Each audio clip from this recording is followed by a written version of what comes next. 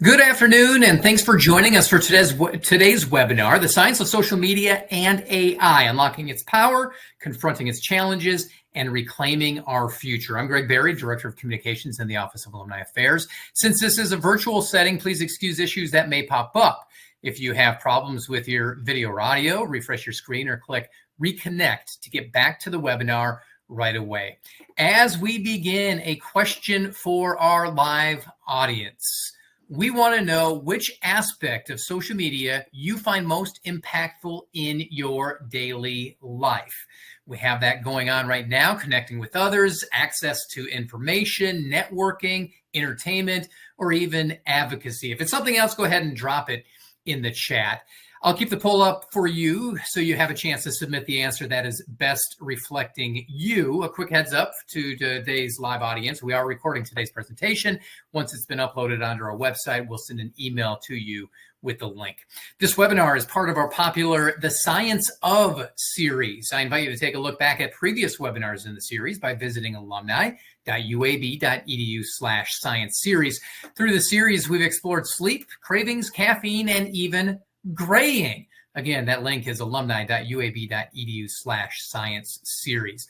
Today, we're pleased to have Dr. Parker Woodruff as our guest. Dr. Woodruff is an associate professor of marketing in the Class School of Business, where he teaches social marketing, among other topics. His research specializes in digital marketing, cause-related marketing, and the marketing finance interface. Now, before I turn things over to him, I want to share the results of the earlier poll. I'm going to go ahead and end that right now. It looks like 35% of our audience uses or is more impacted by entertainment and leisure with connecting with friends and family. Second, tied with access to news and information.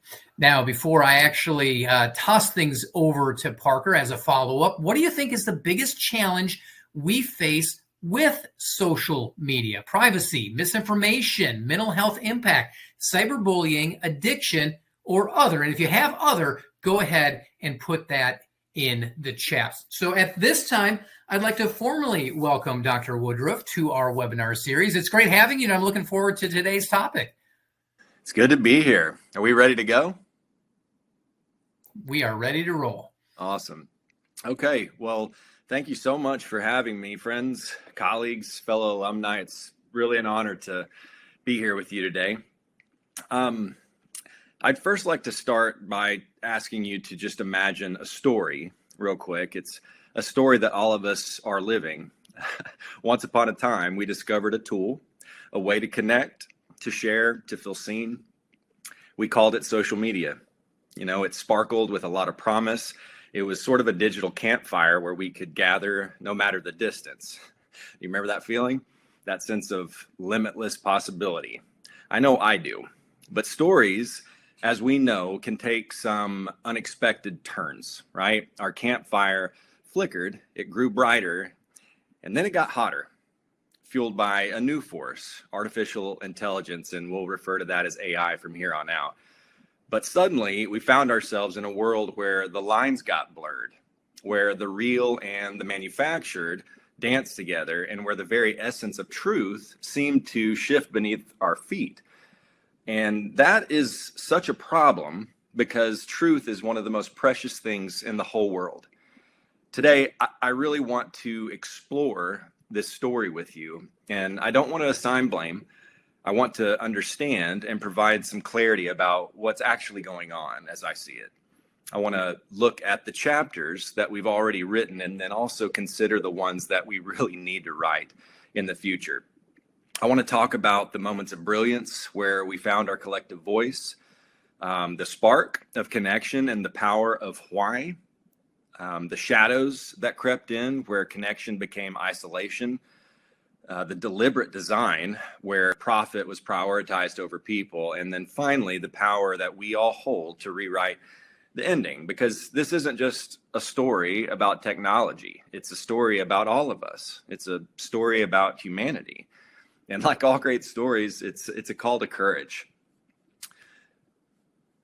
But first, I want to rewind to some of the moments when social media ignited something truly remarkable in most of us, at least. Think back to the movements that rose, not from boardrooms, but from the hearts of individuals all over the place. Black Lives Matter, Me Too, the Arab Spring. Those weren't just hashtags. Those were cries for change, amplified by the power of shared experience, right? So social media gave us a platform to ask, why? Why injustice? Why silence? Why now? I remember feeling a very real sense of hope when all of this was going on, a sense that, real change was actually possible. And I still believe that to be true. And let's not forget the moments of brilliance, the connections forged, the communities built, the creativity unleashed on the world. We saw artists find their audience, entrepreneurs launched their dreams, and individuals found their voices in ways never imagined in the history of the world. And we witnessed the power of collective action, the ability to organize, to mobilize, to make a real difference. And it wasn't just about activism either. Entrepreneurs found their why, their purpose, and connected with audiences across the globe.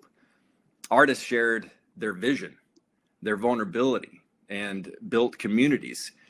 And AI, in its budding stages at least, began to offer tools that promise to amplify these connections, to personalize experiences, to make the world feel a little bit smaller and more manageable. The spark of connection, the promise of a world where our shared humanity could actually shine. But like any spark, it needed some tending, I'd say. It was a tool that had the ability to magnify the best of humanity. But here's where the story takes a darker turn. As we spent more time in the digital world, something began to shift, and we started to feel disconnected. And studies show, especially since 2007 or so, and especially among those navigating the complexities of early adulthood, a rise in anxiety, depression, loneliness, and suicide. I've seen this in people that I care about, and I'm sure that many of you have experienced this as well. We became sort of trapped in a comparison game, comparing our messy realities to a fraudulent and curated glimpse of perfection. I mean, thank you, social media influencers, for selling the exception as the rule. Misinformation spread around us like wildfire, and it was fueled by algorithms designed for engagement, not accuracy. So our feeds have become echo chambers, and those echo chambers have significantly reinforced our biases. And that's dividing us further and further and deeper into our tribes, our groups. And AI, on top of all that, meant to simplify things, has often overwhelmed us with a constant stream of information, making it harder to discern truth from fiction. But I do want to be pretty clear about one thing in particular. This whole thing that we're seeing wasn't an accident, okay? The platforms were designed to keep us scrolling, to keep us engaged, to keep us online for longer and longer. Social media is no longer about connecting us. It's really about maximizing our time, our attention, and ultimately our data. So the goals of the platform creators became diametrically opposed to the goals of the people using them. Zuckerberg is prioritizing profit over people, and that's a really troubling reality if you take that to its logical conclusion. I think we have lost sight of our why as a society. We have forgotten that technology is just a tool, not a replacement for human connection. We have allowed the shadows to grow bigger and bigger, and we now find ourselves feeling very lost in a lot of ways, and it absolutely breaks my heart. And again, I really think that we have to face the hard truth that this wasn't an accident. The algorithms, the engagement metrics, the profit-driven models, they were designed by people who thought long and hard about this. And those people made intentional choices that are being manifested right now. Choices that prioritize profit over well-being, engagement over empathy, and division over unity. the social media architects behind this effort, they really understand the psychology of addiction. They know increasingly how to trigger dopamine responses, and they've built systems that exploit our vulnerabilities as human beings. They also know that keeping us hooked and addicted is the key to their success. This isn't just a bug in the system. It's a feature. It's a design technique. So they hide behind the complexity of code. They resist regulation, and then they shift blame to the very people they are profiting from. And I'm not trying to demonize technology here. I know that kind of feels like it at this point, but I am trying to acknowledge the responsibility of those who wield it. We have to understand that every line of code, every algorithm has an ethical dimension. And somewhere along the way, we've lost sight of that. We've allowed ourselves to be manipulated, and we need to reclaim our agency. And I believe that we can.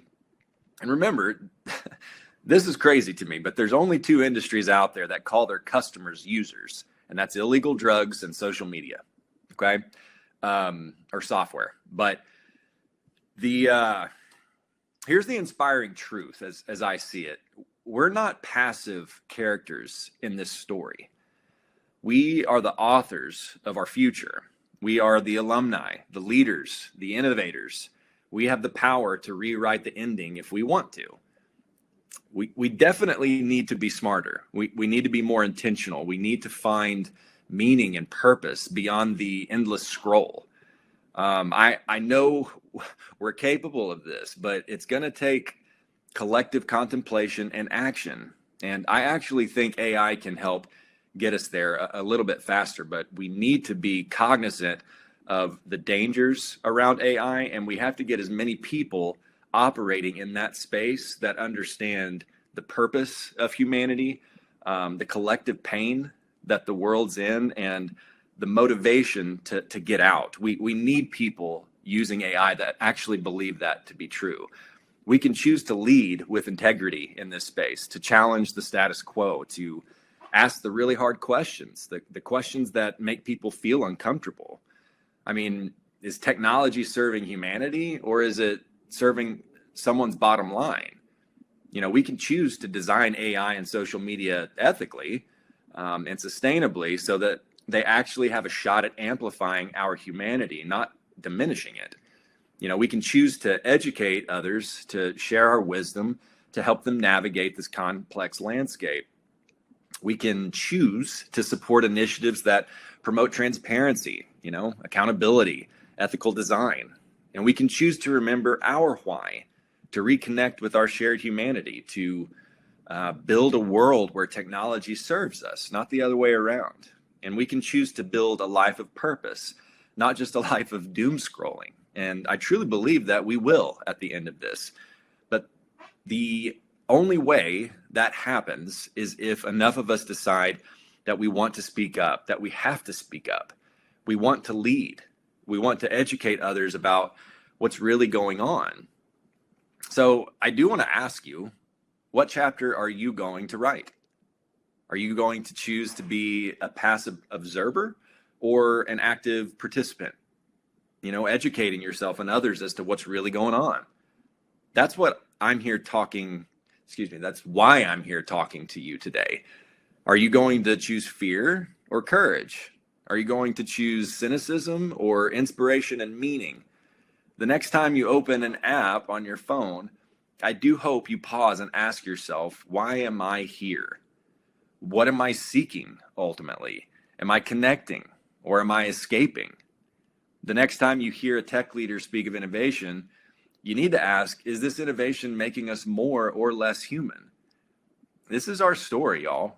It's a story of connection, of disconnection, and of the courage to reconnect again sustainably. It's a story of vulnerability and of resilience. It's a story of the power of our collective why and our collective courage to live with purpose and meaning. Our children, my daughters, the next generation is depending on us to do something because they're hurting. And as an expert in this field, I do want to say that no one has profiteered more off the destruction of children in the history of the world than Mark Zuckerberg. And we need to be very clear about that. I believe in our ability to rewrite this ending. I believe in our capacity for courage, for empathy, for innovation that serves humanity. And I believe that together we can build a world where technology amplifies the best of who we are. That's about all I wanted to say to you today. And I really appreciate your time. And if we have any questions or can have an open dialogue, I welcome that. And I just want to put this one last thing out there. Mark Zuckerberg and I are the exact same age.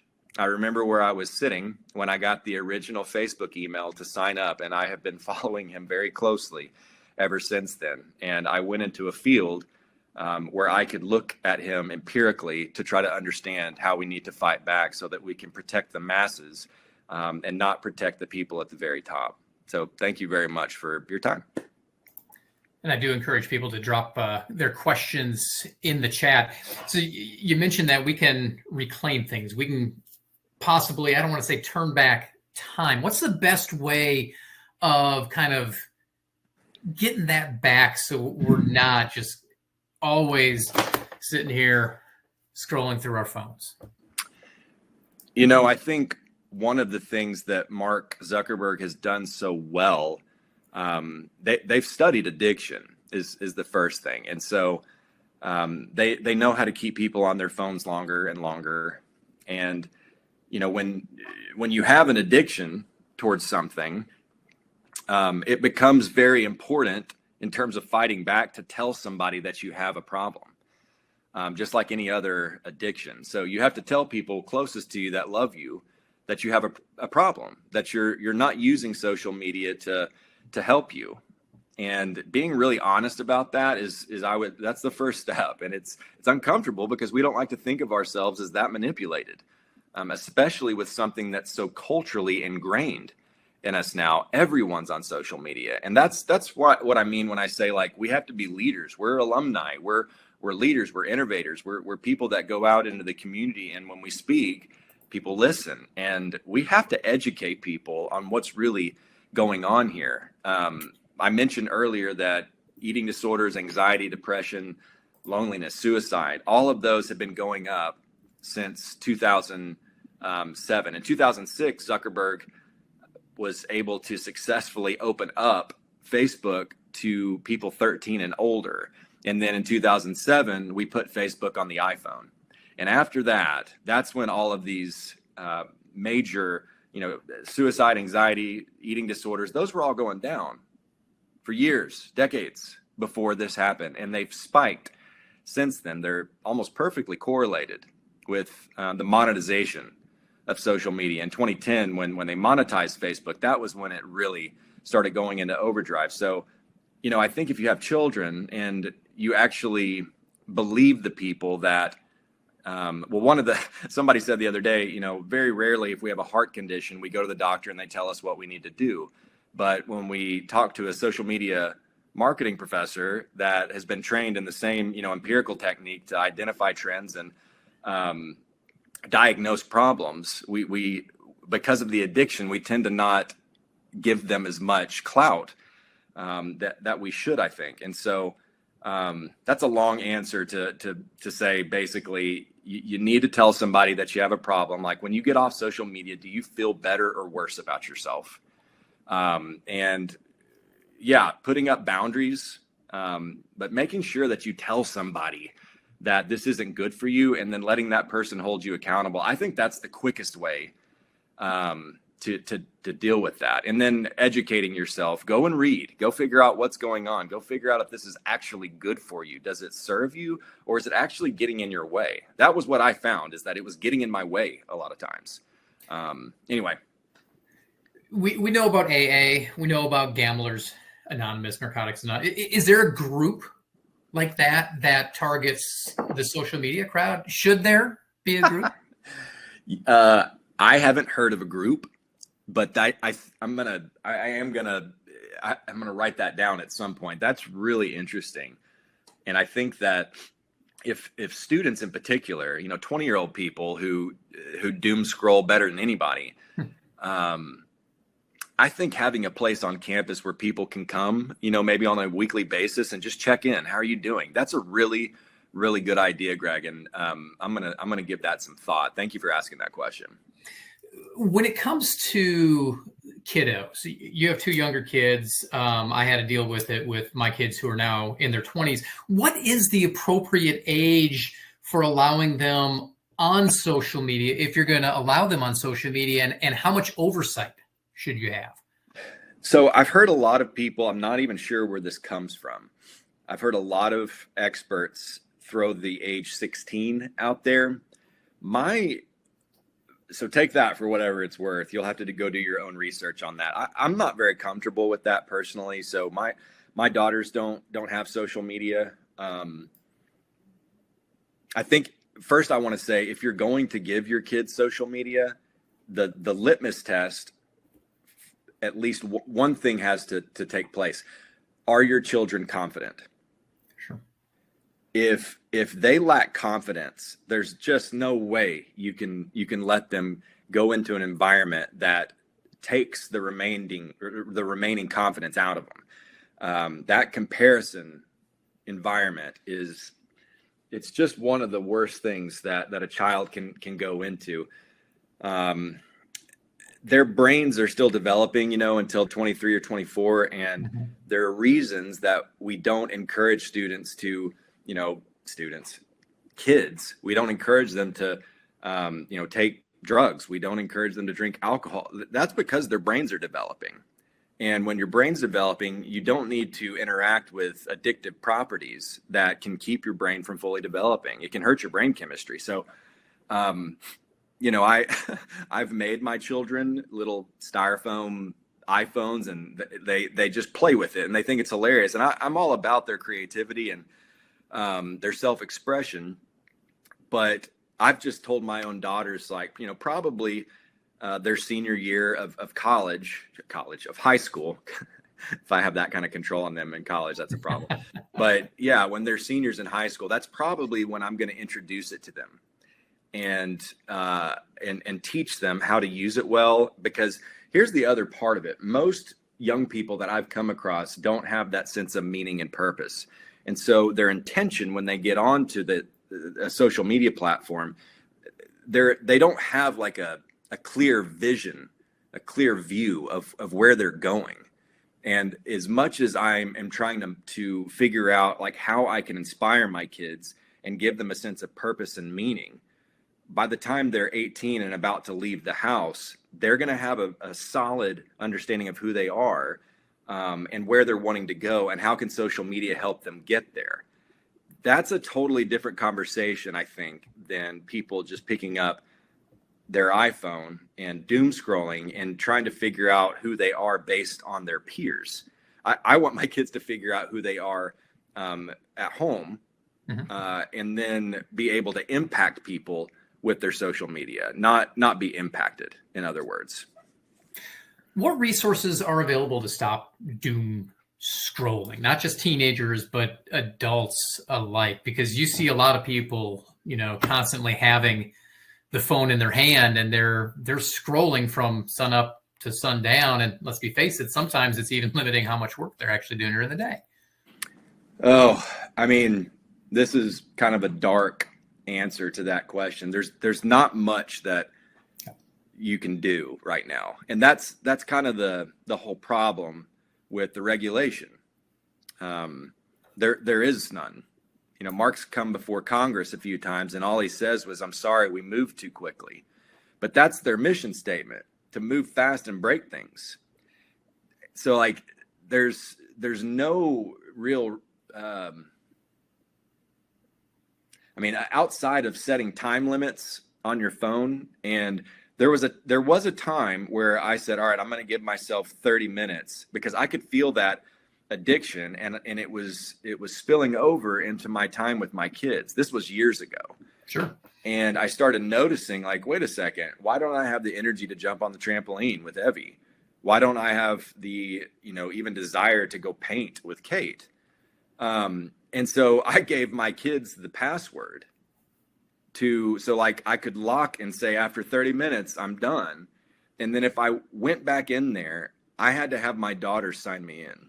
And that pretty much, looking into their faces, I think I did that 2 or 3 times.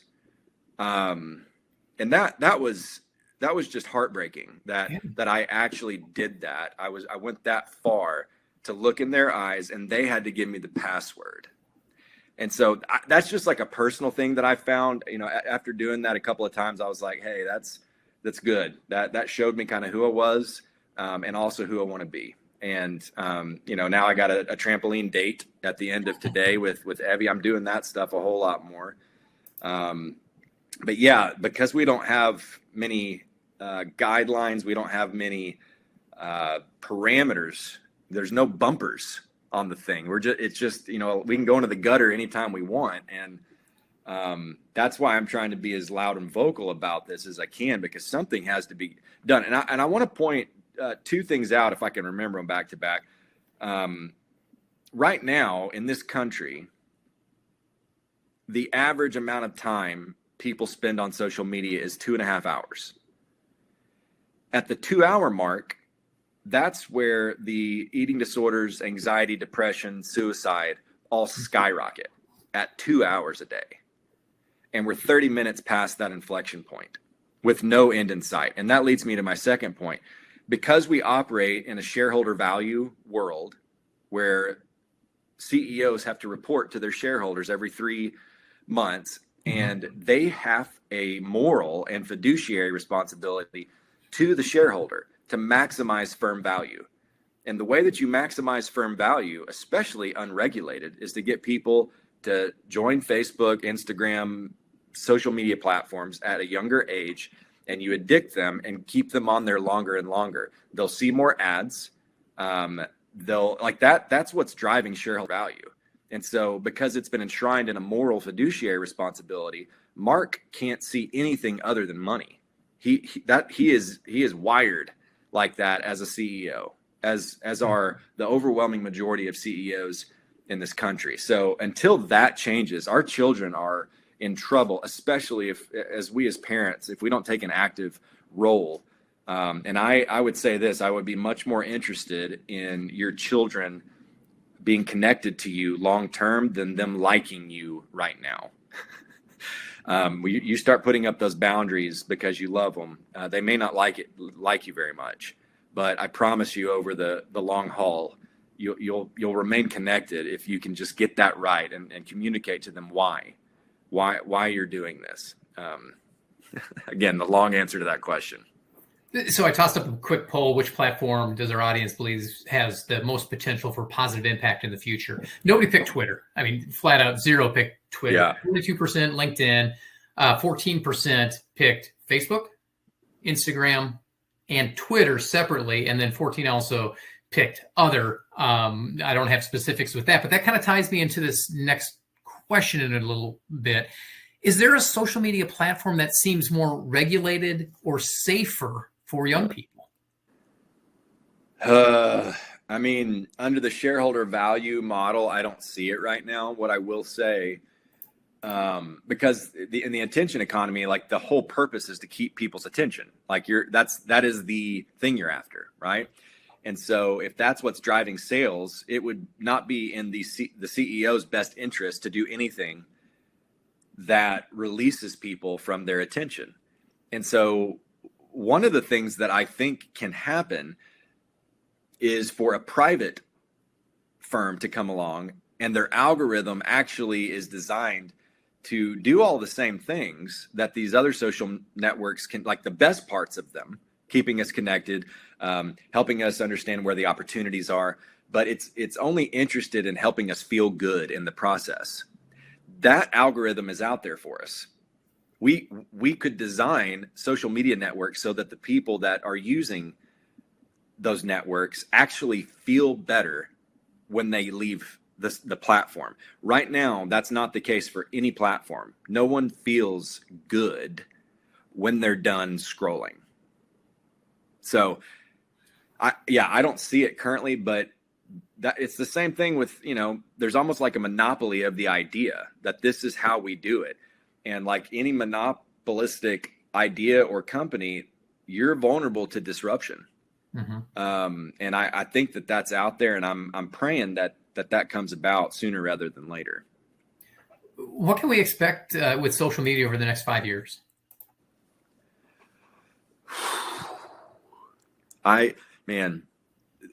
With predictions like this,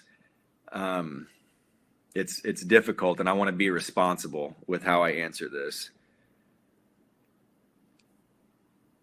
With how Mark in particular has, he's taken those safety nets away now, where people can pretty much say whatever they want. They can decide what's true if they want, even if it's not true.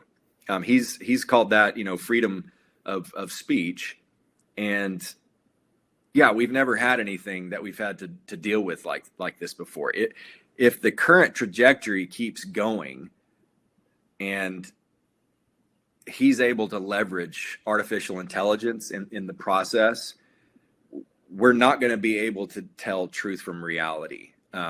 There's going to be 8 billion different realities. And the problem, because if you think about how the algorithm is designed, it's biased towards, and it's the same with like OpenAI or ChatGPT or those AI tools out there are biased towards making you happy.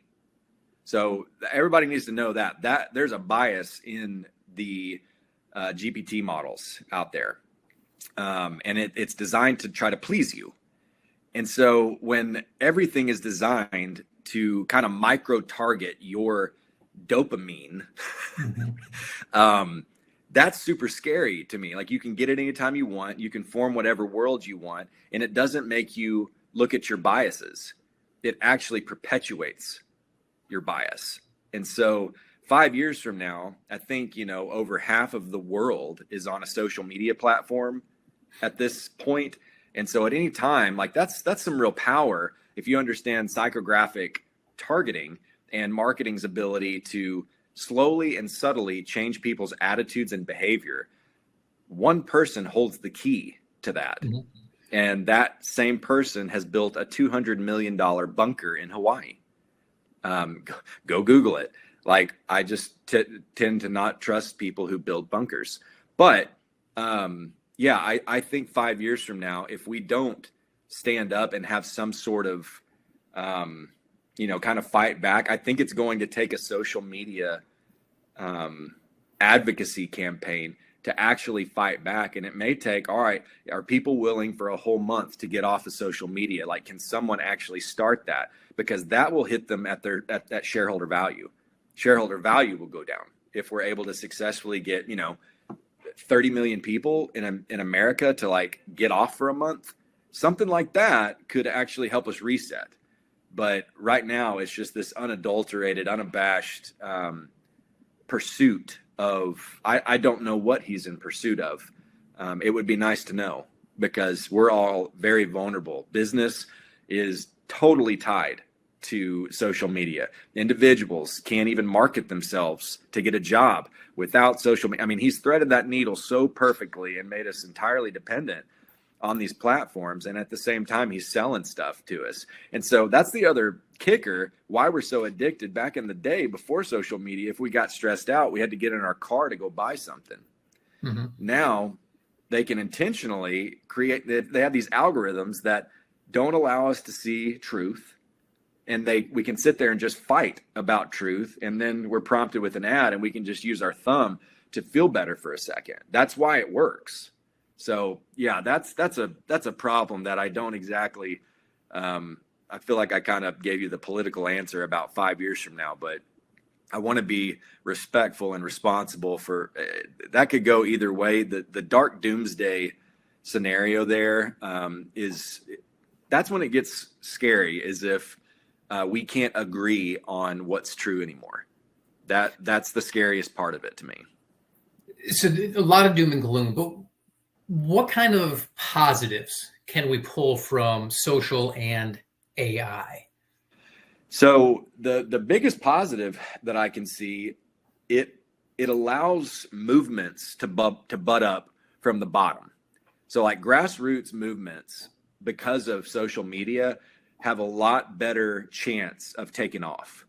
And so all you really need are leaders that are emboldened, that are passionate, that are capable of inspiring a big group. And social media allows you to take off. I mean, the Me Too movement, for example, like if that's not one of the most inspiring things that any of us have ever seen. I mean, as talk about biases, I'd never even thought about some of that stuff. Embarrassingly, like that's tough for me to admit, knowing there are people watching this. Mm-hmm. But the Me Too movement was such a beautiful way of showing a bunch of different people like what it's like being vulnerable in these industries. And as a white man in these industries, I had never even thought about that. So getting these ideas out there to the masses, we've never been able to do anything like this. So the ability to fight back and to advocate and to inspire different target markets, that's one of those things. Like if you can dream big enough, you can change the world. AI on top of that allows you what I'll say about AI in this context is all of us that are here today have had a million ideas pop into our head, and most of those ideas just leave almost immediately. The reason I found most of those ideas are going to take human resources that we don't have. It's just us most of the time. It's going to take money, lots of money, a lot of times, and it's going to take time. And so all three of them or even one of them can have an idea pop in your head and then it leaves immediately because you don't have all three. AI all of a sudden allows you to have all three in a way. So like in terms of time, it takes your time down considerably. You don't need to go hire a bunch of consultants to brainstorm your problem or your idea anymore. You can just tell AI what type of expert you need it to be.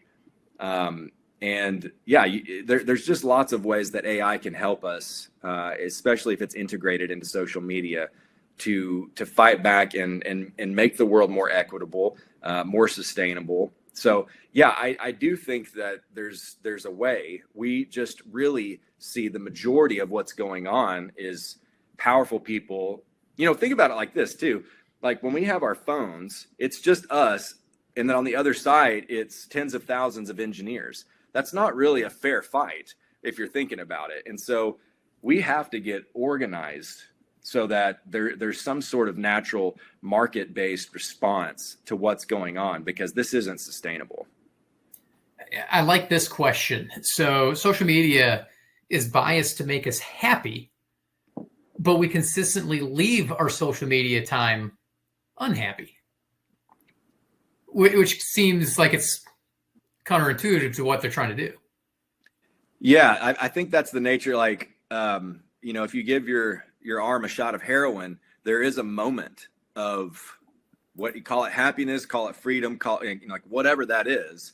That dopamine is powerful, and so that's kind of where the complexity comes in.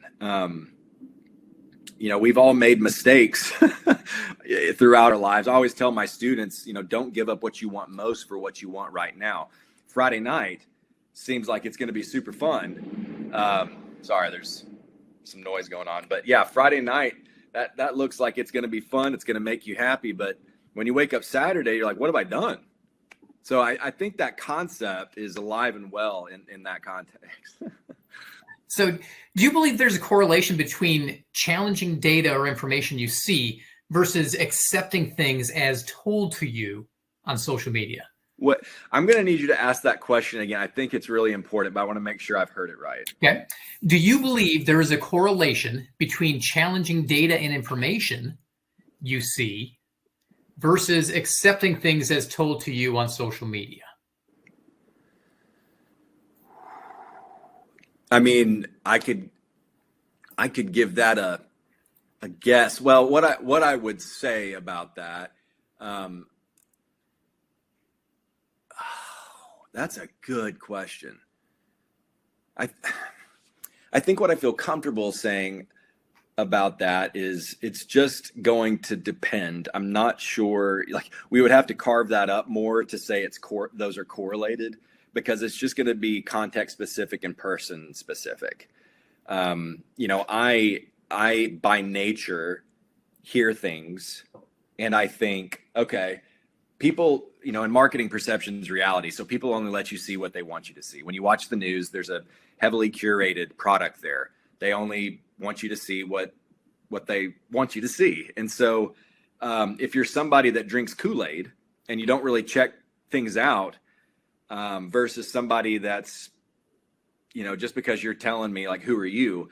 It might be a wash. I don't know how many, like how the population split right there. I know in my classes when I'm lecturing, sometimes I can like feel my students like nodding along in agreement in ways that I don't even think are healthy. And I'll say, hey, I need y'all to like go check this out. Just because I'm in a position of power lecturing and telling you these things, you have to go see whether or not this is actually real. Don't drink my Kool-Aid just because it's sweet.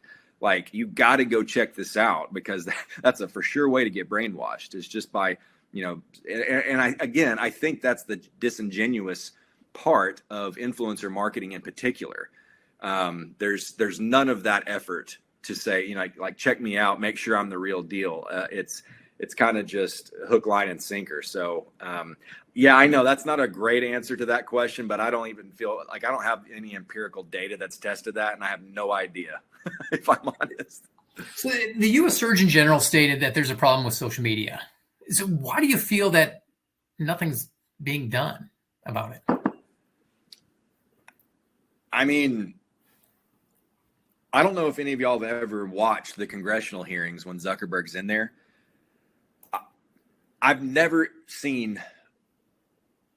Well, there was one question where I was like, well, now you're getting somewhere. And when Zuckerberg was sitting in front of the oversight committee, he said, Mark, what hotel did you stay at last night? And Mark almost answers him, and he goes, oh, well, I don't feel comfortable saying that. And the guy goes, so you really, appreciate your privacy? And he goes, yes, I do. And he said, do you not see the paradoxical nature of your innate desire as a human and the product that you're offering as the CEO? And he wouldn't answer that question. He just kind of sat there, and I wish that they'd sat there longer and made him answer. They just wanted him to kind of look silly in that moment, but we needed him to answer that question and unpack that for us. Yeah, I don't know. It's nobody in that congressional hearing asked him a question where you had a sense that these politicians understand this. Like they get it. Everybody can kind of diagnose it and say, like, it doesn't quite feel right. But people in office don't know how to ask him questions on the record that shows that they understand what's going on, they understand the danger, and they can clearly lay out, a series of questions that can get him talking.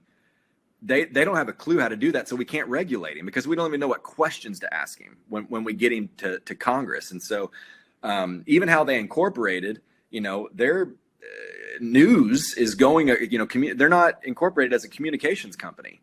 They knew that this would eventually go into like a regulatory space, and they didn't want that. So I can't even remember how they incorporated now, but they did it in a way so that they could never be regulated as communications organizations, like the news is regulated. But they had the foresight to know if we incorporate like that, we're going to get regulated. And so this is how they've been able to not be regulated for so long. There's really no way to hold their foot to the fire. Is there any difference between the traditional, Facebook's, X, Insta, and the list goes on and on? Is there any difference with those and the newer platforms like Blue Sky?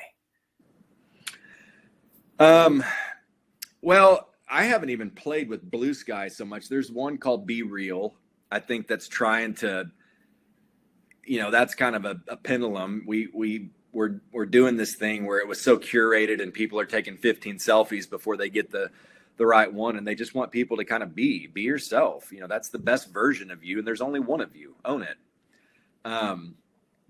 But again, if any of these platforms are operating under if they're public firms and they're operating under the shareholder value model, the attention economy is the only way to go. It doesn't make sense otherwise. And so it's hard for me to say that there's anything out there that's operating in a way that's fundamentally different than what we're currently seeing. But I think Be Real is getting close to what you would like to see, right? Can you talk about the lack of empathy young people are learning from mostly using the written word as the main form of communication? Yeah, I mean, a couple of things. I think that's a big bad problem. One of the biggest leaders and influencers in the world is Elon Musk. And, weeks ago, he went on the Joe Rogan podcast and said something to the effect that empathy is kind of the thorn in our side. It's why we can't evolve. And I think it's a lack of empathy. And so we have this fundamental, difference in our leaders. We have one side that's in power right now saying empathy is a weakness. And then we have another side that's saying, no, it's a lack of empathy. And then we have everybody in between that are looking at our leaders saying like, well, who's right? And then we have these social media platforms that are totally, how do I want to say that? Like, you're in your room by yourself and you can say whatever you want. And I think it's a bigger indictment, just like it's a bigger problem because hurt people. And so if you're hurt and you're going online and it's basically anonymous, like Mike Tyson said it best. He said the only reason that people go on and say mean things to other people is because you're assuming I can't find you to knock you out. That's what Mike Tyson said. I'm a pacifist to my core. I'm not advocating for violence, but he's right. We kind of have a built-in, if you say things publicly, you have to kind of own that. You have to stand there and wait for the chips to fall and to potentially have people comment on what you just said, and you have to stand there and take it. And so I think it's just been a breeding ground because people know they can say whatever they want, and then they can just disassociate from other people's pain that they've caused by logging off. And so, yes, I do think that is a horrible problem. It's allowed people to, kind of stick their chest out and test the waters in some really unhealthy ways. And I think that's what we have to remember is anybody behaving that way, they're feeling a wound. If you're hurting somebody and saying something that's hurting another human being, you're hurting too. That's the impetus behind why you're doing that. And so it's not helpful to call, whatever side you're on, to look at the other side as evil or monsters, or that's one thing we have to stop doing so that we can all say, just like dogs and wolves are 99.9% the same genetic code, like we're all just made of the exact same stuff. And, everyone can say pretty much that we don't want poverty. We're just arguing about the method by which we get to that place.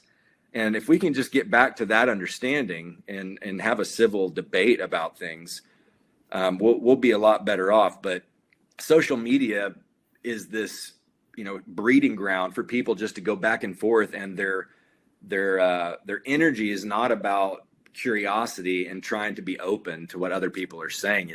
It's finally having a voice when they've been maybe silenced in their own lives, told that they're stupid, insignificant, whatever. And it's this place for them to say, you know what, I'm not those things and I can prove it. So I think it's until we have some new rules for all of that, this isn't going to be something that gets better on its own. So with ultra processed food taking over, it's addictive. Social media is addictive.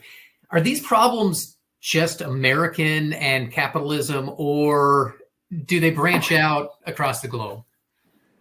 I mean, across the globe, if you've traveled at all, everybody has their issues with stuff like that. We're certainly the most addicted nation. And yes, I do think that the free market idea that, we can bring whatever product to market as long as it's legal. I do think that it's eventually, I think it's going to be a problem. For example, if you go into Canada, you can't find high fructose corn syrup. They won't allow it in the country, but it's because they have socialized medicine. So they're not about to invite a product in knowingly that it's going to hurt their citizens and it's going to increase the bill of the government. And so there are products out there like that all over the place. And it's called the macro micro dilemma. It's where something that's good for a very small number of people and not very good for the masses. And there is this imbalance between what the people in power know and what the masses know. And yeah, that right there, we have lots of problems, Greg. We have lots of problems. This has been a fantastic dialogue. Great questions from the audience. And we can probably go on for hours upon hours delving into this. But Dr. Woodruff, thank you so much for being here today and providing insight into social media and AI. Yeah, I really appreciate the opportunity to come on. And I want to say one more thing. I know that this was a bit of doom and gloom. And I was a consultant for years, and I was part of the problem. I was doing the things that I'm kind of railing against now, keeping people on their phones longer and longer, and doing it to kids. And I once I saw the science, when you know better, do better. And so I think that we just have to hit a hard pause and start asking some questions. That's what I hope everybody takes away from this. Thank you again so much. It's been great having you. All right.